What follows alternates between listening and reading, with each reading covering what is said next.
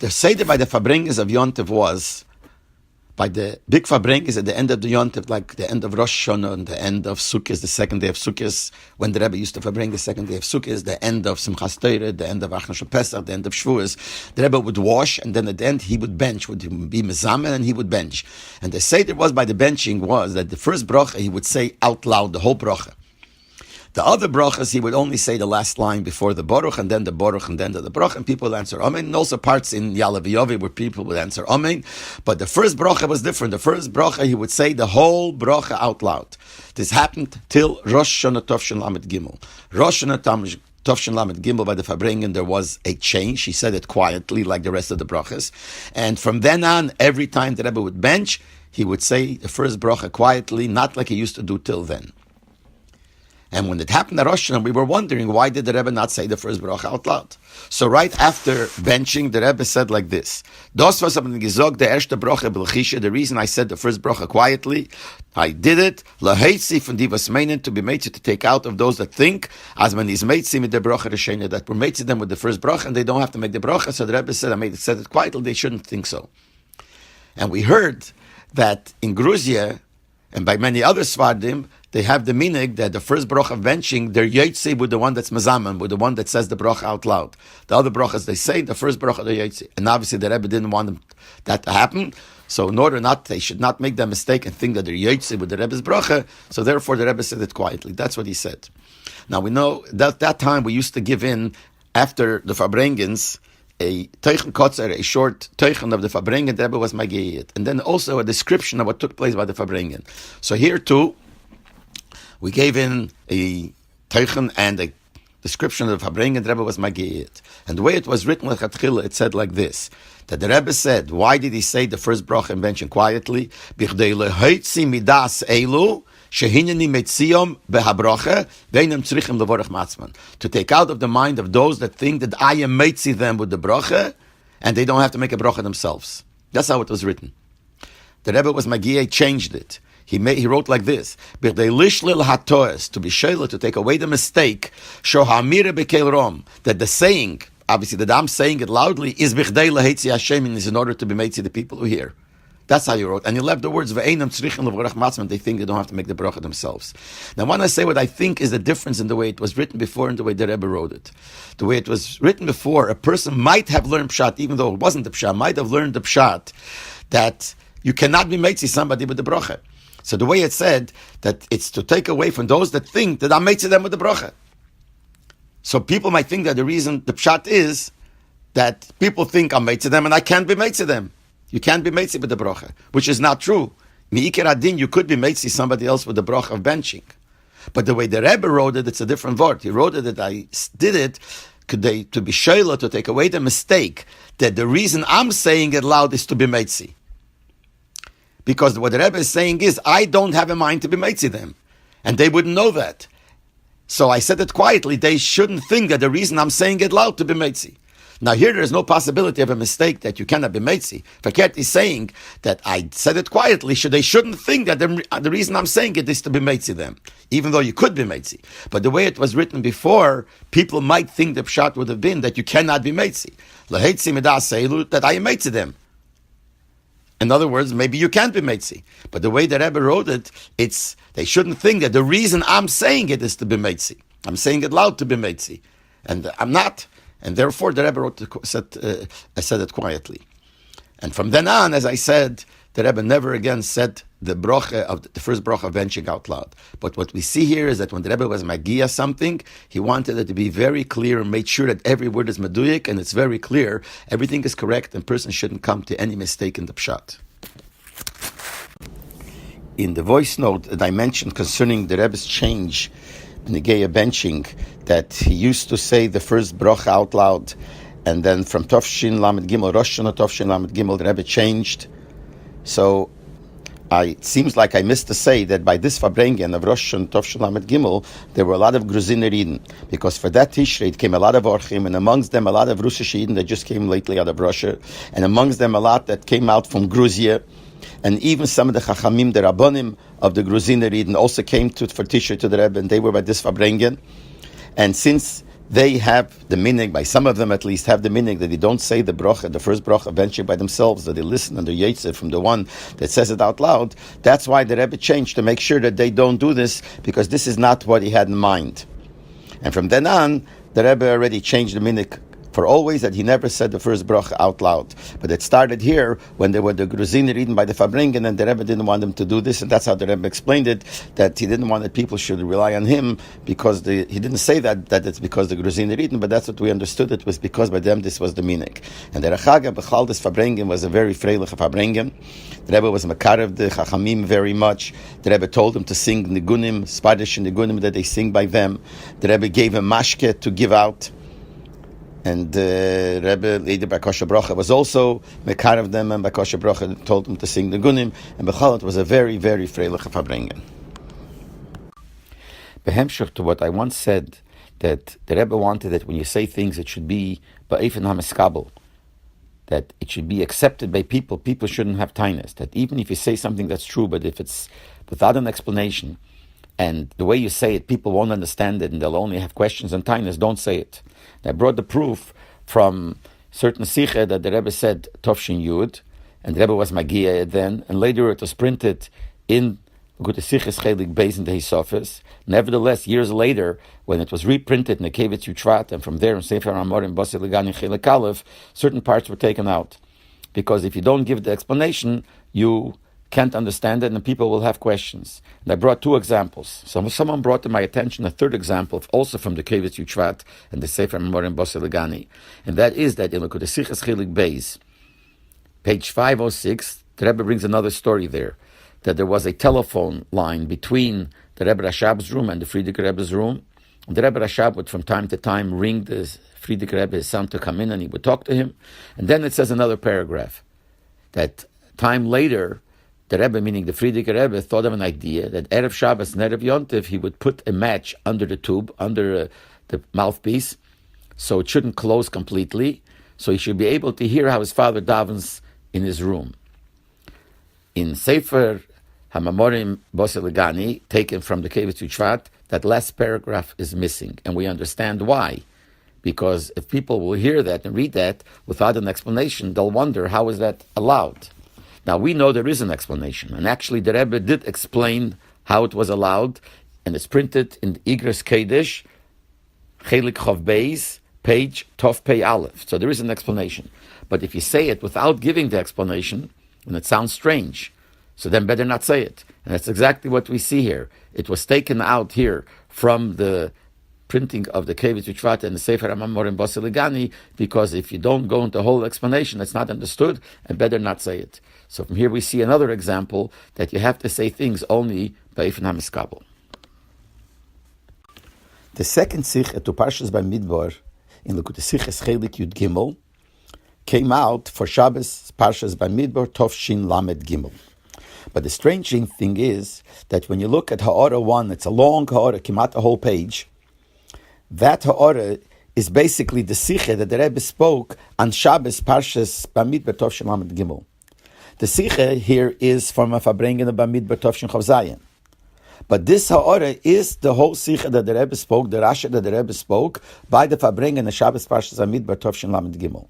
And it's a Pella, because if the Sikha came out for Shabbos Parshas Bamidbar, how is it possible that this Ha'ara is this Rasha that the Rebbe said the next morning by the Fabrengen of Shabbos Parshas Bamidbar Tov Shin Lamed Gimel? So I just want to explain how it happened.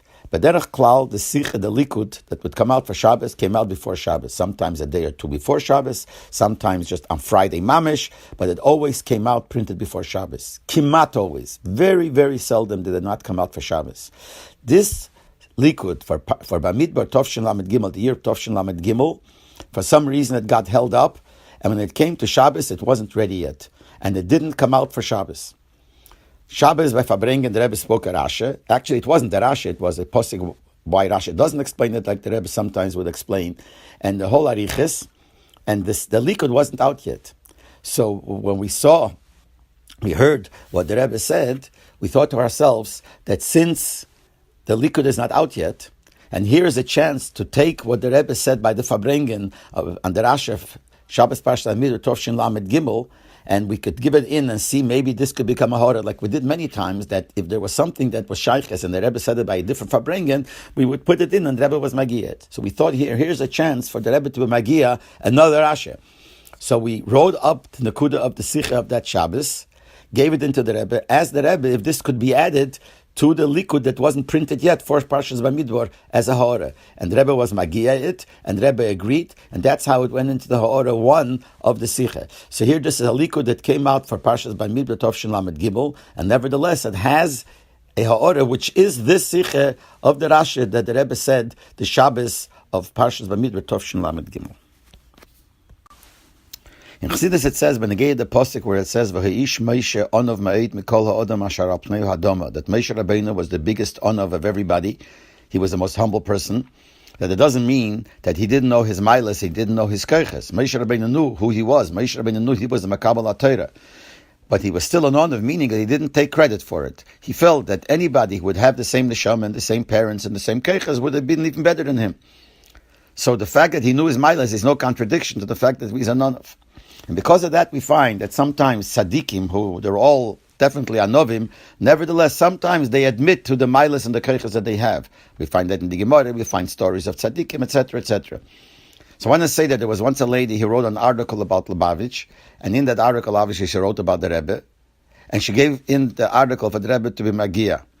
And the Rebbe was Magiya, so I saw the Hagos of the Rebbe. In that article, she wrote a line that the Rebbe has the power of prophecy. And the Rebbe changed it, crossed out the words power of prophecy, and he changed it to the words special powers, which reads now not as she wrote it, that the Rebbe has the power of prophecy, but now it reads that the Rebbe has special powers. Now here, the Rebbe admitted, so to speak, that he has special powers, but it's no contradiction, obviously, to being another, because this is a fact. And this is written not in a way that he is saying it. This was fixing her article that it should say. The Pele article never got printed anyway, but this is what the Rebbe wrote, that instead of saying the power of prophecy, has special powers. After the Farbrengen of Shavuos Tovshin Lamed Aleph, someone wrote to the Rebbe, based on something that the Rebbe explained in the Farbrengen, that the Chura you could explain based on that, Pshat in the Tzemach Tzedek. The Tzemach Tzedek in the Spirish on the Rambam. The Rambam writes that a father is mechuyev to teach his son Torah midaraisa. The fact that the father has to see that his son does the mitzvahs chinuch, that's only midrabanan. But to teach his son Torah, that's midaraisa. And then the Rambam says, if his father didn't teach him, then he has to himself learn kishayakir, which means when he understands. The Rambam doesn't write kishayagdi, that means that he becomes a gadol, now he's supposed to learn himself. He writes kishayakir, that means even while he's a cotton, when he starts recognizing what Torah is, he is midaraisa mechuyev to learn himself. And that Tzemach Tzedek writes that because his father is mechuyev to teach him midaraisa, so b'meila the son is also mechuyev to learn Torah midaraisa himself. So this person says that based on what the Rebbe said by the Farbrengen in Shavuos Tovshin Lamed Aleph, you could explain the Pshat Net Tzemach Tzedek like this, that because the father is mechuyev midaraisa to teach his son, the cotton, so the cotton is part of the mitzvah of the father. So since the father is mechuyev midaraisa and the cotton is part of that mitzvah, he becomes mechuyev himself. In other words, the chiyuv of the father, midaraisa, transfers to the son. So l'chura, that's the Pshat Net Tzemach Tzedek. And the Rebbe wrote, B'Ksav Yad Kodesh, Ein zeh shayach loymar, bezeh she'ein li bardeya, uposhut. You cannot say this concerning somebody who is not a bardas. The reason a cotton can't have a chiyuv, why he's not mechuyev b'chlal, because he's not a bardas. So even if you're going to say a transfer from the father, you can't say it, because a cotton is not shayach to be a bar chiyuv, to be chayiv. Uposhut, it's simple like that. When we saw the answer of the Rebbe, it was very hard to understand, because the Rebbe himself, in Shavuos Tovshin Chavches, explained that same meaning. He explained Pshat in the Tzemach Tzedek, that what the Tzemach Tzedek means is, because the son is part of the mitzvah of the father, it transfers on the son from the father, and the Rebbe explains it. And here the Rebbe wrote, Ein zeh shayach leimer bezeh she'ein li bardeya. You can't say it by somebody who's not a bardeya and actually underline the word bardeya, uposhut. And the Pele is even more, later on, in Likutei Sichos, Chelik Yud Zayin, the fourth Sicha to Parsha Kedoshim, the whole Sicha is based on this inyan. that according to many opinions, a chiyuv of the father to do with the son transfers on the son, and the son becomes mechuyev. So there's a contradiction here. The Rebbe himself spoke about the Tovshin Chavches, and the settled the Rebbe wrote Tovshin Lamed Aleph. So like this, you could say, well, maybe the Rebbe changed his mind, had charota, could be, who knows. But Lopel, it's not like that, because later when the Sikha came out in Likutei Sichos, there the whole beer is there. So it's a kind of mystery to understand what the Rebbe meant when he wrote these words, Ein zeh shayach leimer bezeh she'ene bardeyu poshut, when the Rebbe himself explained this is the pshat in the Tzemach Tzedek. My brother Nochem was born on Erev Yom Kippur, so obviously his bar mitzvah was Erev Yom Kippur. So my father asked the Rebbe that to make a bar mitzvah on Erev Yom Kippur is not a convenient thing, so what should he do? And he wants to make a big suda, so guests should be able to come, and it will be a fabrengen, and especially it was in Cleveland, where this brings, Chassidus and others to the people, so what should he do? So the Rebbe told him that on the day of the bar mitzvah, the mesrich of the misles of the 24th of the bar mitzvah, which was Erev Yom Kippur, you should have a suda to wash with a minyan, because that's the day of his bar mitzvah. And then the big suda, the big party that you want to make, that you can make later. And that's exactly what happened. The night of Erev Yom Kippur, I wasn't there because I was in New York, but in my house, my parents made a suda for exactly a minyan, 10 people. And then after Yontef, my father came back from Simchas Torah from the Rebbe, after Yontef, then there was the big party of the bar mitzvah for my brother. We know that by dollars, when the Rebbe would distribute the dollars, and people would bring him things like svarim or other things, many times the Rebbe would ask, is this for me to keep? And the people would answer yes, and the Rebbe would put it away, and then the Rebbe would give $1. So I had also an experience like that, not by dollars, but years before that. I once found by somebody here the Sefer Ben Peres Yosef, written by the Toldus, the first print. And I planned to give it to the Rebbe.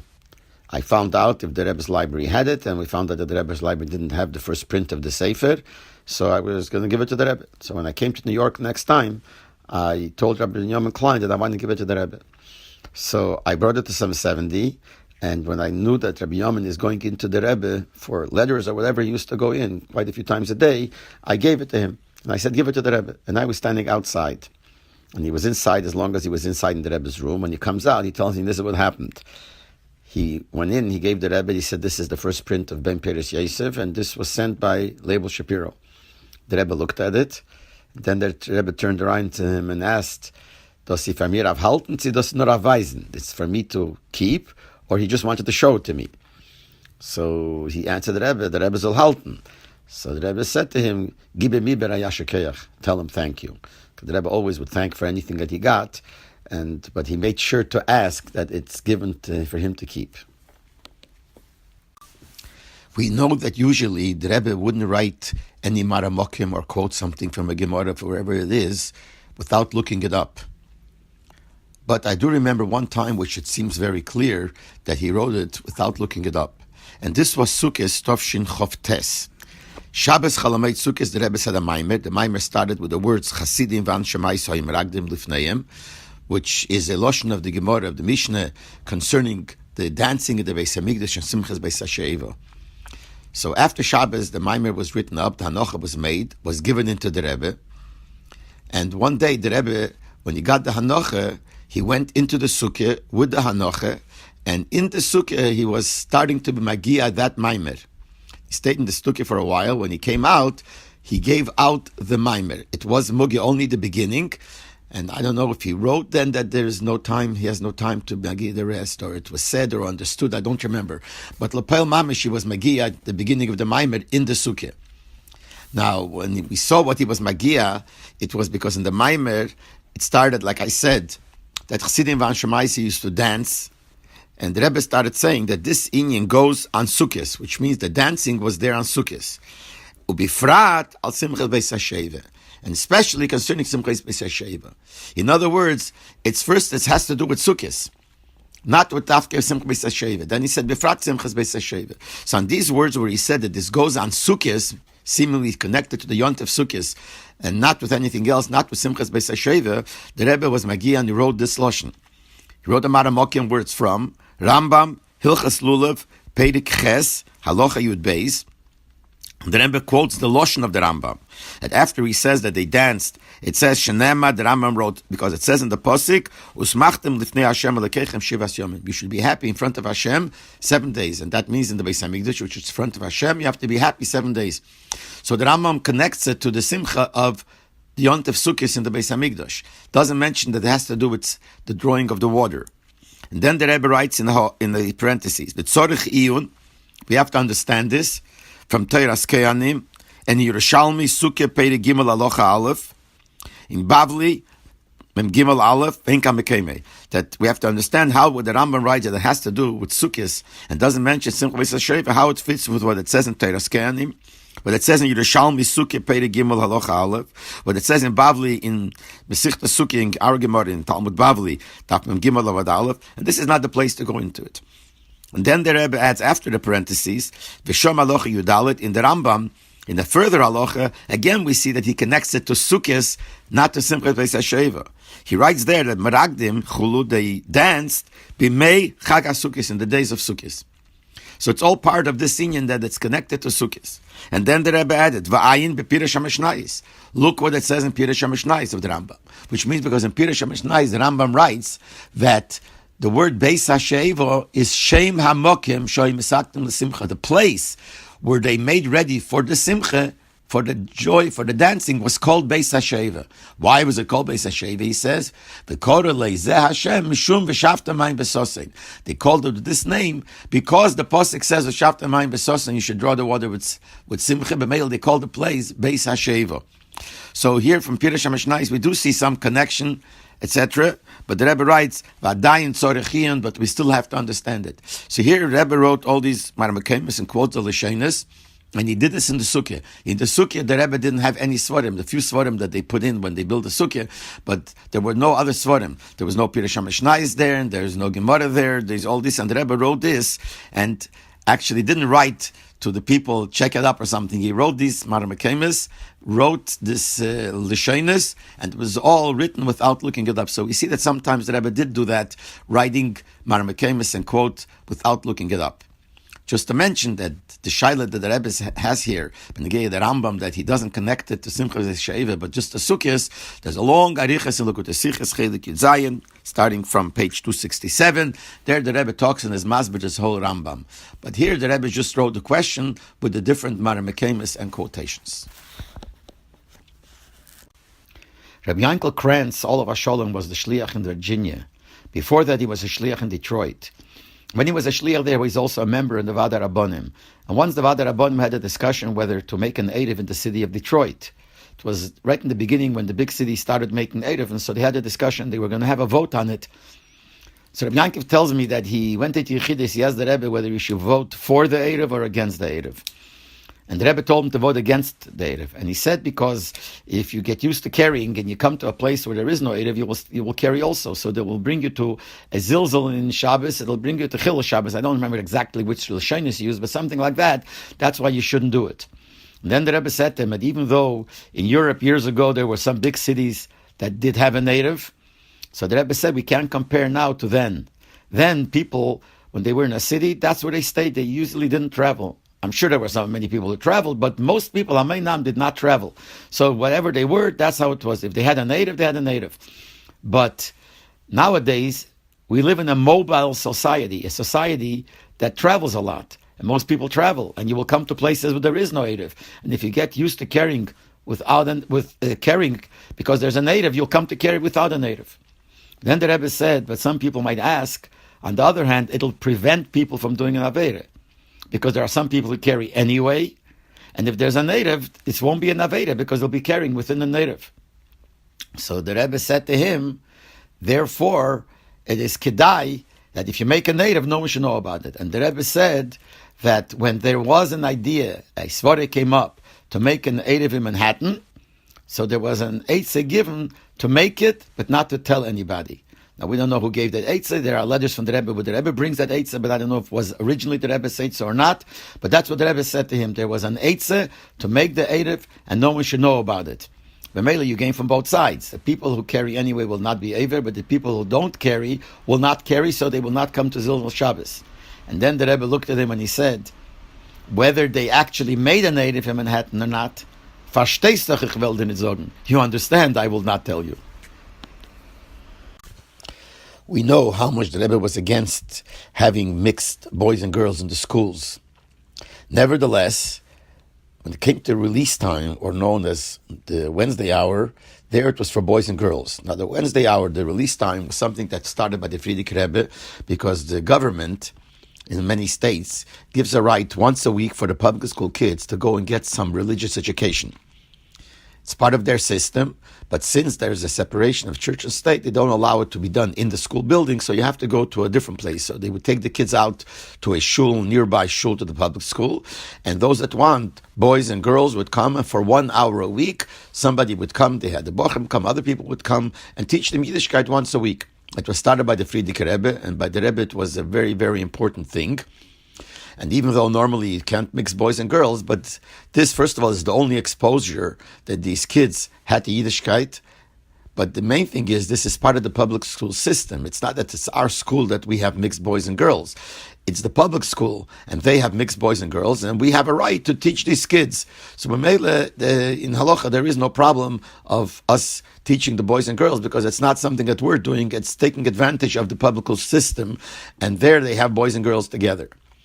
But I remember one year, it came out that the Goyish Chagoyes, the Goyish vacation for the schools, coincided with Chanukah. So there was an idea, I don't know if the idea came from Rabbi Chadikov or from Rabbi Hecht, that we should utilize those days where there is no public school to get the same kids who weekly would come to the release time, to the Wednesday hour, get them every day of the week to come and learn, I think for an hour. And that's what was established. Got in touch with these kids and notified them that we're going to have every day a certain amount of time that they could come to the same place where you had the release time, and they will be taught.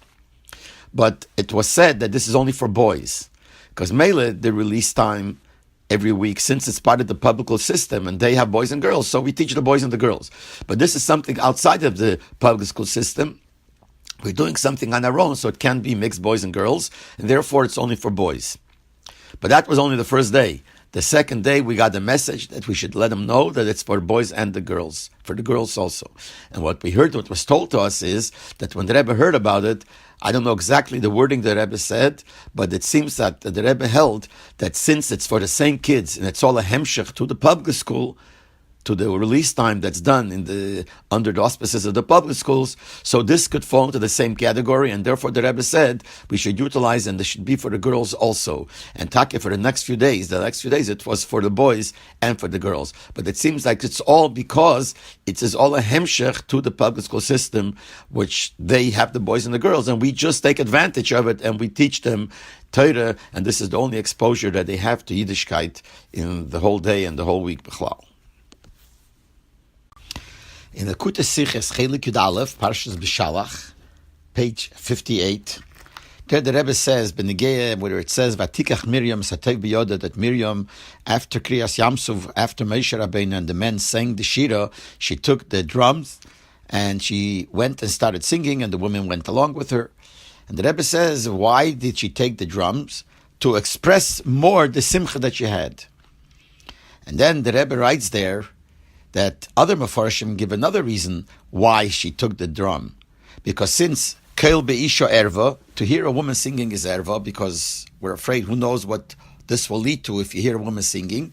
So therefore, since they were going to sing, she took the drums in order to drown out the call of the Isha. And the Rebbe said that Rashi doesn't bring that reason, because that reason doesn't apply. Why not? So the Rebbe said, because since Rashi says, but by Kriyas Yamsuf, Roaso Shivcha Layam Mashaliro Neviim, that even a Shivcha, even a simple maid, saw more of the Eibishter than even the greatest Neviim. So at that moment, there is no chash, there's nothing to suspect, and therefore there is no problem with Keil Be'isha Ervo, that they should have to drown out their voice, because if they hear, the men will hear their voices singing, there'll be a problem, who knows what it could bring to. So we asked the Rebbe then, that L'chore, we find the Gemara in Sukkot Daf Nun Beis, where the Gemara speaks about a hesped that's going to take place in the future, L'osid Lovei, when Mashiach Ben Yosef will be killed. And the Pasuk says V'sof Taharetz Mishpachas Levad, Mishpachas David Levad, U'Nesheim Levad, that men and women will be separate. So the Gemara says, so La'osid Love, even though they'll be involved in the Hesped, and when you're involved in the Hesped, there's less chance for Kalos Reish that immoral things should happen. And also it's a time when Ein Yetzer Hara Sheilad Behem. The Yetzer Hara doesn't have any control. And Rashi says, because at that time it'll be already when there'll be no Yetzer Hara, because the Pasuk says, Hashem says, I will take away the heart of stone. So people will not have a Yetzer Hara at that time. And Rashi also says, the Gemara says that Hashem will share the Yetzer Hara, and this will be all after that. Nevertheless, the Torah says that you have to have men and women separate because who knows what could be. Certainly, at other times you have to do that. But from this Gemara, we see that even at the time when there is no Yetzer Hara, nevertheless, we're afraid. Who knows what's going to happen?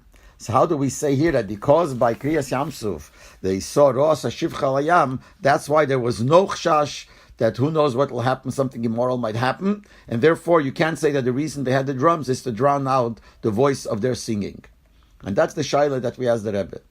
And we wrote, maybe the reason is that by Kriyas Yamsuf was more than it will be La'osid Love. Not because it was more, but because La'osid Love, it's going to be a permanent situation. There'll be no Yetzer Hara. By Kriyas Yamsuf, it was a temporary thing, a sudden thing. So therefore, then you're more involved. When something is constant, you're not so involved in it. But when they see something new, it says in Medrash, when something is new, you're completely involved in it. Everyone runs after it. So when they saw Elokut Kriyas Yamsuf, that's more chance that nothing will happen, and that's why then there is no chash of Kel Be'isha Erba. But we wrote to the Rebbe, but there's a Svara Fakert also. Since it's a permanent situation that there is no Yetzer Hara, so then for sure we shouldn't be afraid. While when there's only a temporary thing, it's not really the same. We wrote to the Rebbe, so what is this Svara here? The Rebbe crossed it all out, and all the Rebbe did, he wrote the words that even though in the Gemara it says that La'osid Love, that when there'll be Behesped and the Yetzer Hara is not Sheilad, nevertheless you have to have men and women Levad, it's no kasha. And he wrote, Ki Bekriyas Yamsuf Hoya Meseiram is because Kriyas Yam was even more than then. Because they said Zek Keli, and Rasha says, Hoya Marin Eisei Beds, but the Posha were showing on the Eibishter. So the Rebbe is saying that the Gilui Lakut that was there by Kriyas Yamsuf was more than the Gilui Lakut that will be La'osid Love at the time when this Posuk talks about. Which is a little chidush, that even though it'll be Ein Yetzer Hara Sheilat, and they have killed the Yetzer Hara, nevertheless, it's not the same madrege as Kriyas Yamsuf. So we have to look up in other places also where else it says that Kriyas Yamsuf was a higher madrege than them. But that's what the Rebbe wrote, and all the other swaras that we wrote back and forth, the Rebbe crossed out, and this is the words that he wrote, and that's how it's printed in Likutei Sichos, page 58, in the Shula HaGilyon to Ha'ora 20.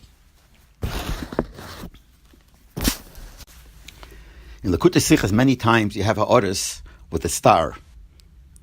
In other words, L'moshel, if there's ha'ora 17, could be ha'ora after that. Instead of being ha'ora 18, is ha'ora 17 star. And then comes ha'ora 18. What is the reason for it? Because the Rebbe was Magi'ah the Sikha twice. After the Rebbe was Magi'ah the first time and all the ha'oras were finished and everything, they would give it to the printer to typeset, and he would typeset with the ha'oras, with the numbers and everything. And then he would print it out on a long sheet called Gelis, and it was given into the Rebbe a second time to be Magi'ah. And the second time, many times the Rebbe would add more ha'oras. So if he added a ha'ora, let's say between ha'ora 17 and ha'ora 18, really what should have been done? The new ha'ora should become ha'ora 18, the next one should become 19, etc., and go on till the end. The problem was, in those days, before the time of the computer, every time you had to fix a letter, a word, a number, you had to take out the metal that was there for the whole line.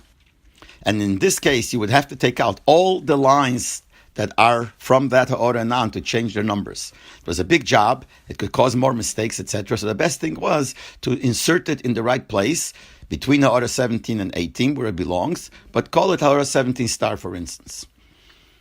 This problem was only there when they had the regular printing. When they came with the computers, this problem doesn't exist anymore, because now with one push of a button, you could automatically change all the numbers. So that taka changed. That if the Rebbe added the ha'ora in the second hagoah, that ha'ora became the next number, and all the numbers were changed. The only thing is that sometimes after the likud was printed already, the Rebbe would add ha'ora. In the next likud, the Rebbe would write a hashmota that in the previous likud there has to be this ha'ora added. So that became the number with the star. And even later on, when that sikha went into the sefer, it also stayed with the star. Because before that, they would sometimes refer to the different ha'oras, so they refer to it in the old numbers, and now if the numbers would change, it would confuse it, so they would keep it with the star. Also, sometimes there was a new ha'or added with a star in the Sefer, because if there was another siche in a later time that spoke about the same inyan, so sometimes the Vad would, in the earlier volume, the next Hitzoah, put in a ha'orah with a star, a very technical thing. Look at the siches, that, and the same inyan. So that was also a ha'orah with a star. But sometimes would be even more. Sometimes the Rebbe would write something to change or make a ha'orah in a previous volume that's printed years before. I'm going to give an example to that from Parshas Ba'aleischa. In Parshas Ba'aleischa, on Chelik Daled, the Rebbe talks about the connection between the Mon and Shabbos, and he quotes what it says in Sefer Ha'itim, in the name of Reb Sadia Gaon, that when you're Shabbos in a far place and you forgot which Parsha it is, you should read the Parshas Hamon. And the way it was written in Chelik Daled, and that's how it stayed for many years, was these words. It said there, Zolmen Leina Parshas Hamon, while Parshas Hamon Nemra b'Shabbos. You should read Parshas Hamon because Parshas Hamon was said on Shabbos. And that's it.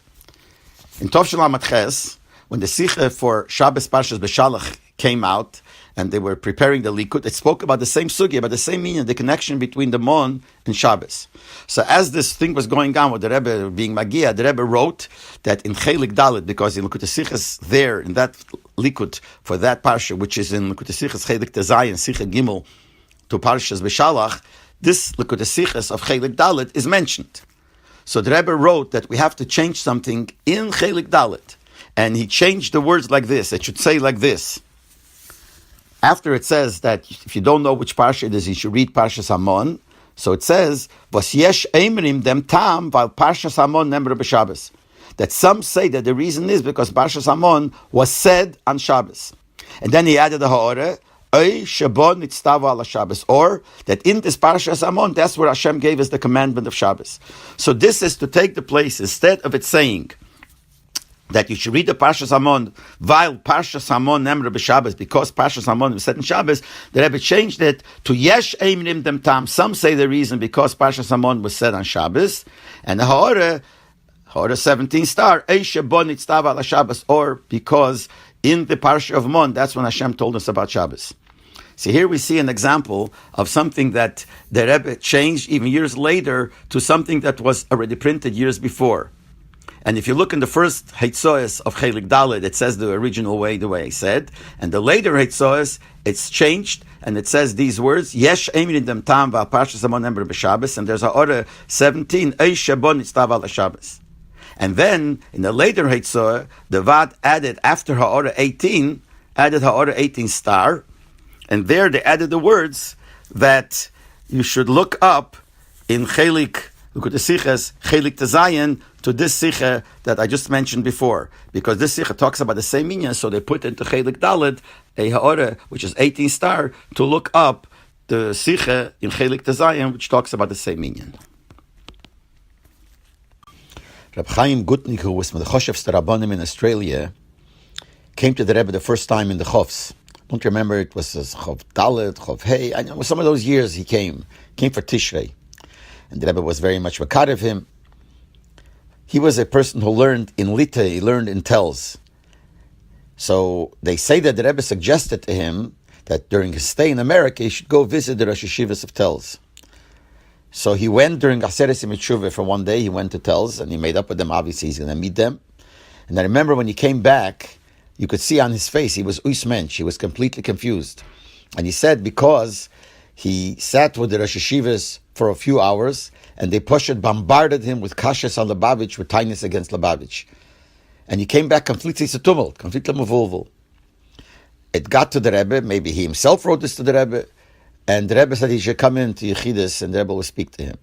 So I just remember 2 points now of what he said, told over what the Rebbe said to him. One point is, one of the kashas they had, it was not long then that they built a building in Kvar Chabad for one of the Meizdes, and they called it Beis Shazar, the house of Shazar. So the taina was, how could you give a name, a Meised, with the name of Shazar? And they referred to Shazar as a Rosha, because he was saying this, or that, whatever they said. And how could you name a Torah institution with a name of like this, Beis Hazar? So on that, the Rebbe answered him, and he gave two examples. Now, I don't remember if both examples were given by the Rebbe, or one of the two examples, and he added the other one. But the Teichon was that we find in the Beis HaMikdash that the Beis HaMikdash was called Beis Hurdes. After Hurdes rebuilt the Beis HaMikdash, it was known as Beis Hurdes. And the Rebbe said, "Vi kumt Hurdes zu Shazar." Hurdes is much worse than Shazar, and nevertheless, they gave it the name Beis Hurdes. And the other example was from Shari Nikner. When the gates in the Beis HaMikdash was called Shari Nikner, Nikner was a person that was worse than Shazar. And how could you give a name? Elamai, we see that we could do it. So I don't remember what he chazed over, if the Rebbe said both examples or one of the two examples and he added the other one. But this was the teichen, that this is not a problem. And the Rebbe spoke to many more things, kashas that they had, which I don't remember at the moment, but I just remember also that he said, a second thing, that the Rebbe told him, Adarabba, if they have any kindness that I do things chas v'sholem, not according to halacha, let them come and I'll show you. I'll show them how everything they do is gehalten api halacha. And if they want to know, let them come, and I will show them. When the Rebbe would walk home at night from 770 to his house, there were always two bochrim who were following a little bit behind the Rebbe. So he shouldn't be walking alone. And when the Rebbe got to the house, the bochrim would stay a little bit behind, in other words, before the house, and watch the Rebbe continue, walk into his house. And what the Rebbe used to do is that as soon as he walked into the house, he put his hands behind the shades of the windows in the front and check whether the windows are locked or not. And that was also a simon for the bochrim that everything's okay and they could go home. Now, I don't know why he did it, whether he did it in order to show the bochrim that they could go and everything is okay. I doubt it. Probably there are other reasons, and people were giving other reasons that it says, it's for him, something like that you should come home, you should check the windows. I don't know. But in the meantime, this was also the simon for the bochrim that they could go home. Now, this was when the Rebbe walked home every day at night. This was done every night. But later years when the Rebbe was taken by car every night, but Friday night when he would walk home, this was the Seder, that they would follow until the Rebbe would show them, would put his hands under the shade, and that would show that everything is okay. That's when the bochrim left. Rebbe Avrom Ziskin is one of the big lomdim in Lubavitch. When the Rebbe started the kollel, he appointed him to be the Reish HaKollel. He also had a chazakah to daven mincha for the Omed on Yom Kippur. So besides being a lamdan, he was also very heart-seeking. He was a Eivid. He was a real Chassidus Sharid. I remember once by a Fabrengen, but this is not so clear to me, but something, I don't remember which Fabrengen, but I remember, I think it was B'Negeya, the Rebbe was speaking B'Negeya, machlekes between Rav and Shmuel. In the middle, the Rebbe stopped trying to say what Rav holds and what Shmuel holds, and he stopped to think who said what. And then he turns around and he said, Vu seinen unsere Bekiim b'Shas. Where are our people who are Boki in the whole Shas? And then the Rebbe turns around and says, Rebbe Avrom, no. Asked Rebbe Avrom Ziskin, as if he, saying that he is one of the Bekiim b'Shas, and asking him to say. He didn't answer. And if I remember correctly, the Rebbe reminded himself, or whatever we'll call it, and the Rebbe continued. And later he said that really he did remember, but obviously if the Rebbe started trying to remember and asked him in front of the Rebbe, he would never say it, and that's why he didn't say it. Another thing with him that I remember is when they were preparing the Sicha for Parsha Metzora in Cheli Gimel, which is Tovshin Chov Gimel. And there it talks about the din of Nida, and the Rebbe brings a chkira whether the inyan of Isur by a Nida comes from the Tumah or it's a separate thing, because a Nida is Tomei in Hilchas Tumah, and Nida is also Osir L'Baila, Osir to her husband. So the Rebbe has a chkira whether the Isur comes as a result of the Tumah or the two separately. And when this is being prepared, the Rebbe wanted everything that you have to have a Maramokim, so there was a Maramokim, the famous one that Rabbi Yosef Engel in Asvan der Reise talks about it.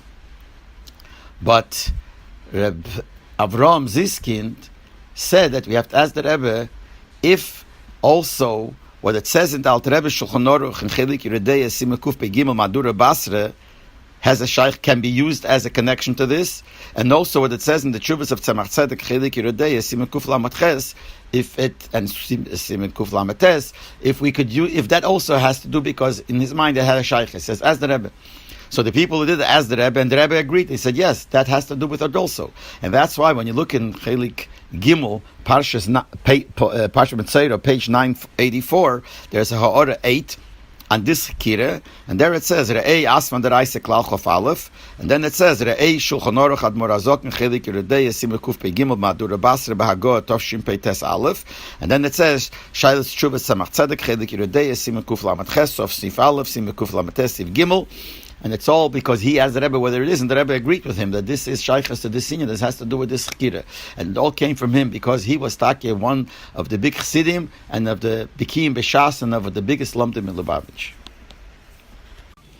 In the Farbrengen of Shabbos Parsha Shlach Tov Shin Chovov, the Rebbe spoke on the Rashi Vayahas Kolev Esa'om Al Meisher, where it says that after the Meraglim came back and they spoke bad about Eretz Yisrael. Vayahas Kolev Isom. So Kolev made the nation quiet, and he spoke about Moshe Rabbeinu. And the Rebbe asked many kashas on the different rashas on that pasuk. But interesting that when the Rebbe quoted what Rashi says, that the derech bnei Yodam, the derech of people is haroitze l'shatek agudas hanoshim. If you want to make a group of people quiet, eimer shit. That's an expression that a person would say shh, and the way Rashi writes it, in his times, obviously, that when someone wanted to make a group of people quiet, would say shh, and that would be a simon that people should be quiet. So when the Rebbe quoted that, the Rebbe added these words. He said, "As non v'mizog do, shut up." That here also, when in America, when you want to make people quiet, you say shut up. The same expression as Rashi says, where you say shut. So people started smiling. So the Rebbe added, "Ich habe verstanden, das war der Meilung gefallen." I understood that these people are going to like this. And then the Rebbe stopped for a moment, and the Rebbe said another thing which was interesting. He said like this: there was a Tomim in Lubavitch. There was a Talmud in Lubavitch. The Rebbe says, I don't want to mention his name, that if anything that they used to tell him, he used to answer, Potter, farayon. It's an expression. Potter means, it's nothing. I knew it already last year. So the Rebbe says, Al derech zeh, here also there are people, when they hear all these diyukim, all these questions, so on all the diyukim and on the trutzim, they could say, farayon, I knew it before. So the Rebbe said, okay, takya zeh. Every year we learn Rashi again, so I'm going to stop now, he said. This is the end of a Sikha. And we shall übertrachten the kashas and the trutzim. Think about the kashas and the trutzim. And b'meila you fashpor mi atircha, you'll save me the tircha of explaining it. And then the Rebbe said to sing a nigun. It was a strange thing that the Rebbe said. Obviously the Rebbe saw that some people think, well, I have trutzim on the kashas and I know the trutzim. But this is what the Rebbe said, that there was a bocher in Lubavitch, and everything that you tell him, we'd say, Potter, chashen des gevus farayon. So the Rebbe said the same thing here. So, and the Chanami said, think over the kashas, think over the trutzim, and you'll save me the tircha. There was one Shabbos in the Chofs that there was no Farbrengen. Shabbos by Minche, the Rebbe used to daven, as we know, by the door of the Cheder Sheni. His stender stood there close to the door of Cheder Sheni. That's where the table was. That's where the Rebbe would sit by Chazaras Hashatz. That's where the Rebbe would daven Shemon Esrei, on the stender. And when he would leave Minche, he would walk through the Zal, through the Beis Medrash, going through, passing door in Kodesh, going through the door to the hallway, and he would pass by, and then from there he would go into his room. Not like Friday afternoon when we daven Minche, he daven Minche in the same place. But when he would leave Minche, after davening, he would go into the Cheder Sheni and walk through the hallway, and walk down the hallway, and then walk to his room. But Shabbos afternoon, he would walk through the shul. So that one Shabbos, there was no Farbrengen, and the Rebbe davened Minche, and then he was going out of Minche, going through the Zal, going to the door and going into his room. So Reb Zalman Duchman was standing after door in Kodesh.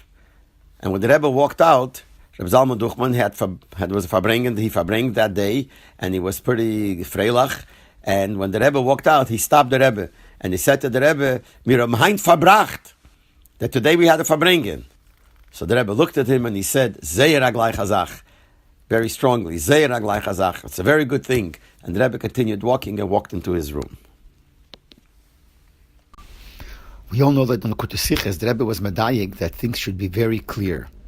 So I want to give an example. In the Likutei Sichos, Chelik Yud Aleph, the second Sicha to Parsha Yisrei, in page 81, the Rebbe brings the Tzemach Tzedek from Eir HaTorah, where he speaks about why is it that midiraisa on Shabbos you can't do a melocha, you can't do a maise, you can't do an act that's forbidden.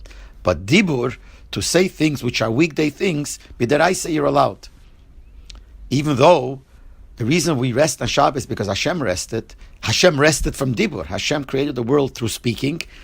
So when he rested on Shabbat, he rested from Dibur. So how come we don't have to rest midaraisa from the Torah? We don't have to rest from Dibur. So the Tzemach Tzedek says like this: because by the Eibush that his Dibur made a Maise. When he spoke, that made an act that created the world. So therefore, he rested from that Dibur which made a Maise. We also have to rest from a Maise, but we don't have to rest from our Dibur, from our speech, because our speech doesn't do a Maise. Our speech doesn't do an act. Therefore, we don't have to rest midaraisa. Then the Tzemach Tzedek continues, "V'afal pikein b'divrei Kabbalah nemer," but still in Tanakh it says the posik v'daber dover that Shabbos we have to stay away from weekday talk. So the Tzemach Tzedek says why? Because after all, lepel mamash Hashem rested from speech, because He rested from creating the world, which He rested from speech. That's why divrei Kabbalah, which is Tanakh, midirabanan, you also have to rest from speech. And he quotes the Yerushalmi where it says, Hu shavas mimaimer, he rested from speech. Afata shveis mimaimer, you also rest from speech. Now we know that the Rebbe wanted that the simple Maramekaymis references should be written by the people who wrote the Siches. So here when it quoted the Tzemach Tzedek in the Torah, so there was the Maramekaymis that was written was that this is Shmeis Krach Zayin in Eira Torah Shmeis, the 7th volume, the end of Amit Beis Tovshin Beis Ve'elech. And then it also said amongst, by the Maramekaymis here, Urei Eira Torah Breishis Amit 50 Ba'agoa. And also look in Eira Torah Breishis Amit 50, page 15 the Agoa. That was this number. And then it also said, when it says, quoted from the Tzemach Tzedek, that he said that the reason why Midarabona, Midivrei Kabbalah, we have to rest also from speech, is because after all, Hashem rested from his speech. Because the way He'll carry the world to speech, so also therefore from Medir Rabbanon we also have to rest from speech. So as part of the Maramekaymis, what was written was like this: as a ha'ara, ba'eira Torah breishi shom Messiah, that in Eira Torah Breishis, which was one of the references the Maramekaymis that was written before, he finishes off and he says these words: Rak medivre seifrim hu shalei the buruch shal Shabbos ke the buruch shal chayil. But it's midrabanon that your speech of Shabbos should not be the same speech as chayil. And this was written as a number, as a ha'ora, to where it says in Eira Torah Shmeis, at the Rebbe quoted, that medivre Kabbalah you have to rest from dibur also. So on that the Rebbe wrote, Harei ein ze hanam never bifnim. The Rebbe wrote, this is not what it says in the Sikha itself. In the Sikha where he quotes from the Tzemach Tzedek, this is not what it says. Because the way this ha'ara was written, this Maramokmokim was written, it seems that it was saying that what it says in Eira Torah Breishis is the same thing when it says in Eira Torah Shmeis. In Eira Torah Shmeis it says the reason with the Rabbanon you have to rest from Dibur. Because after all, Lepel Mamish Hashem rested from Dibur. So when it quotes Eira Torah Breishis, that it finishes with Rabbanon, you have to rest from Dibur because your Dibur of Shabbos should not be like the Dibur of Chayil, seems to be the same thing. Because that's what it said in the bottom. Eira Torah Breishis Shom Esayim, there he finishes up like this. And the Rebbe says it's not the same thing. But Repashtas it means in Eira Torah that he quotes in the Pnim in the Sikhe, it says the reason with Rabbanon you have to rest from Dibur, because Lepel Mamish, the Eibush rested from Dibur. Even though there is a difference, his Dibur made a Maise, our Dibur don't, but Lepel it was Dibur, so he had to do it. What it says in Eira Torah Breishis is a different word. They made it also because they didn't want that speech of Shabbos should be the same speech as the weekdays. So how could you write that as a Hemshech or a Maramokim, a Hemshech to what it says in the Pnim? So all the Rebbe did, he added 2 words. And he underlined it. That in Eira Torah Breishis, he finishes off the reason why we have to rest from Dibur in a different way than it says the other place. In the Pnim and the Sikha brings from the Tzemach Tzedek Shmeis that the reason is because after all Hashem rested from Dibur. And in Eira Torah Breishis, the Rebbe says it's a different pshat, it's a different reason. The reason is because the Chachamim didn't want that your Dibur on Shabbos should be the same Dibur on Chayil. So here we see that with one word or 2 words in the Rosh Tevis and line under it makes a complete different pshat. And the Rebbe was madayik that it should say clearly Be'ifnachar to show that you shouldn't think that what it says here from Breishis is the exact same thing it says in the Pnim. So the Rebbe added the word Be'ifnachar, and with that one word he made it very clear because the Rebbe wanted everything should be clear. We know stories of a shliach who would give someone a bracha, saying that since he's a shliach, he has the koyach of the mishaleach, and therefore the bracha should come true.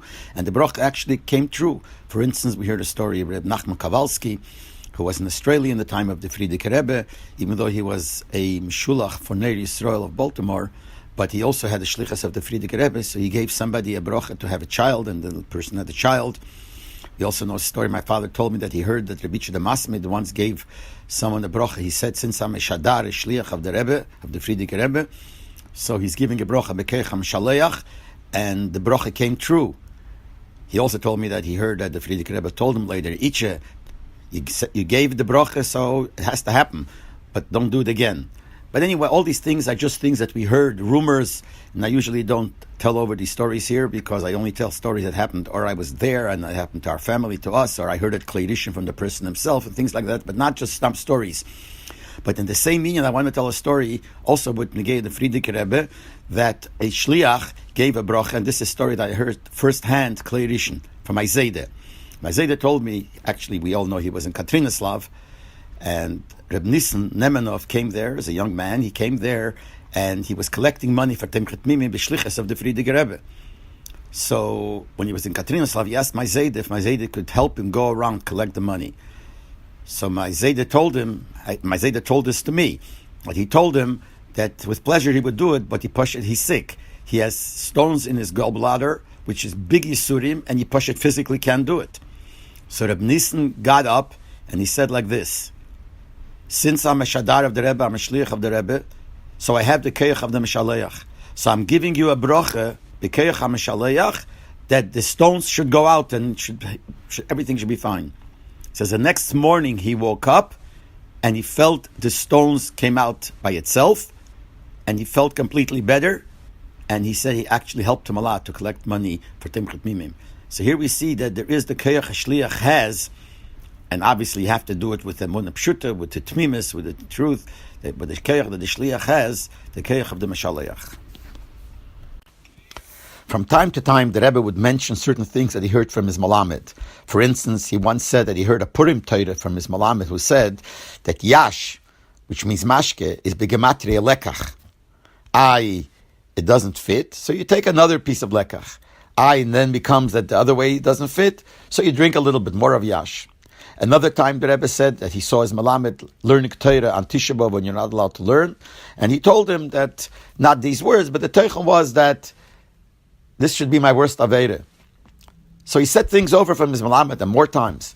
But there were times when the Rebbe would mention things that he remembers from Cheder, and doesn't mean that he was from his Malamed, but from the time when he was in Cheder. And one of the things is that in Parsha Shmini, he spoke on a Rashi, Tovshin Chov Ches, Rashi talks about, the Posik talks about the non-kosher birds, and the Torah mentions three birds, a hakes, a sholoch, a yanshuv. So Rashi says that kais and yanshuv are two birds that have listes kibnei odom, that they have cheeks like a human being. And the Rebbe explained that there's a connection between this idea that they have cheeks like a human being to the word kais, and to the word yanshuv. Because the word kais means a cup. When they have cheeks like a human being, it means the cheeks are sticking out, not like by regular birds, which cheeks are falling in. So when the cheeks are sticking out, inside the mouth, it's like a cup. There's a place where it could hold liquid, could hold water or other liquids, more than if it's not sticking out. So that's why, since this bird has cheeks like a human being, so it sticks out, it's called kais, because it has a kais, it has a cup. And Yanshuv for the same reason the Rebbe said, because Yanshuv comes from the word neshifa, which means blowing, whistling. And when you have cheeks that are sticking out and there's more space, wider space inside, the noise that comes out when you blow is a stronger noise. That's why it's called Yanshuv. Because it's not the same when you blow from a narrow place, there the noise is not so stronger. When you blow from a wide place, the noise is stronger. And then the Rebbe said, there was Gleipnit, can das Uisproven noch Shabbos, noch Avdole, mit a Gloz. And the Rebbe added, das Gedenki von Cheder. What he said was that someone that doesn't believe me that there's a difference if you blow from a wide place and a narrow place could try this out after Avdole with a glass, which means if you'll blow through a glass, blowing, I guess, into the glass and the noise comes out, it's not the same if you blow through a narrow glass or if you blow from a wide glass, that the noise that comes out from a wide glass is stronger. So the Rebbe said you could try it out. And he added, I remembered this from Cheder. And this is not l'chura that his Melamed told him, but it's something he remembers. It seems like from the time when he was in Cheder, that somehow he remembered that this was done, that they would blow from a glass that's wider, and be a stronger noise than if you blow from a glass that's narrow. The Kute Siches Chelik Yudalid, Parshas V'schana, the first Siche for Parshas V'schana, page 16. There's a ha'ara there, ha'ara 30, with a shule agilion, meaning when there's a ha'ara to the ha'ara, it's called a shule agilion. Sometimes the Rebbe would refer to it as ha'ara leha'ara. And there he talks about the Isser, the Malacha of Kshira, that you're not allowed to make a nat on Shabbos. And it's only midaraisa if it's a kesher shel kayom, if it's a nat that's going to stay, that's kovua, that's said, then you're chayiv. And the Ha'ara discusses what happens if it's not to stay forever, but it's a different reason why it's called kavua, because it's a mitzvah, things like that. Is it also called like a kesher that is also midaraisa? And in the Ha'ara, he brings a Yerushalmi and a Bavli, different three places in the Gemara, etc., etc. So when the Siche was being mugid by the Rebbe, a question was asked the Rebbe, why in this Ha'ara there is no reference to Shailas Shuvas of the Rakachov Tzofnas Paneach, that's printed in New York, Tovshin Yudalit, Simon Reish Aleph at the end. He talks about this inyan. And the Rebbe wrote these words, Ma'ani Teisef al Deze. What would be added if this would be written there? In other words, what does this add to what's written in the Ha'ara? The question was, why is this not referred to in the Ha'ara? He says, what would this add to the Ha'ara? So it's kedai to look into the Ha'ara and look into what it says in Siman Reish Aleph in the Ragachover at the end of that Siman, of that Shuvah, when he talks about the same meaning, and see, is this something that has a shaykhs to it that says ipnim, or does it add anything or not? And when you learn it, this is a whole limud that we could do. In Tovshin Chafalev, which is 1961, I learned in Lubavitcher Yeshiva on Bedford Avenue. And my chavrusa was Leibel Kaplan Olav Sholem, who was later the shliach of the Rebbe to Tzfas, and we were chavrusa together. That year in the yeshiva we learned Mesichta Ksubis. When we learned Mesichta Ksubis Daf Lamed Gimel, there the Gemara talks about what is more chomer, what is a stricter punishment? Malchus, given 39 lashes for doing an avera, or the Bezdin killing somebody for an avera. And the Gemara has two sides. And the Gemara wants to show first that Malchus could be worse than Misa. Because Rav said, "Ilmolei nogdu lechananya mishol va'azaria polcha letzalma," and if the government, the king, would have not thrown Hananya, Mishael, va'azaria into the fire, trying to force him to worship Avodah Zarah, and they didn't care; they let themselves be thrown in. But had he ordered that they should beat them, could be they would have bowed down to the Avodah Zarah, to the Tzelem. So we see that being beaten, which is similar to the union of Malchus, is worse than dying. And the Gemara answers, no, it's not Raya. They're not the same. Malchus has an end. It's 39 lashes and that's it. But the beating of the Malchus, the beating of the Goyish government, has no limit. And therefore that could be worse than Misa, but not regular Malchus.